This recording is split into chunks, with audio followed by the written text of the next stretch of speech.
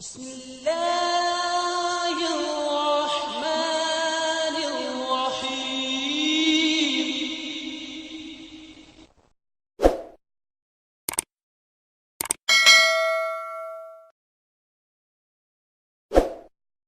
اب میں حضرت مسیح موعود علیہ السلام کا ایک اقتباس آخر میں پیش کرتا ہوں۔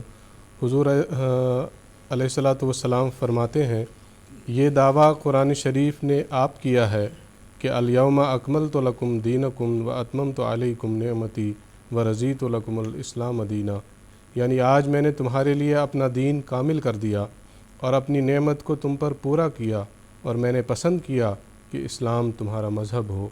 اس آیت میں صریح یہ بیان ہے کہ قرآن شریف نے ہی کامل تعلیم عطا کی ہے، اور قرآن شریف کا ہی ایسا زمانہ تھا جس میں کامل تعلیم عطا کی جاتی۔ پس یہ دعویٰ کامل تعلیم کا جو قرآن شریف نے کیا، یہ اسی کا حق تھا، اس کے سوا کسی آسمانی کتاب نے ایسا دعویٰ نہیں کیا جیسا کہ دیکھنے والوں پر ظاہر ہے۔ پس اسلام کی سچائی ثابت کرنے کے لیے یہ ایک بڑی دلیل ہے کہ وہ تعلیم کی روح سے ہر ایک مذہب کو فتح کرنے والا ہے، اور کامل تعلیم کے لحاظ سے کوئی مذہب اس کا مقابلہ نہیں کر سکتا۔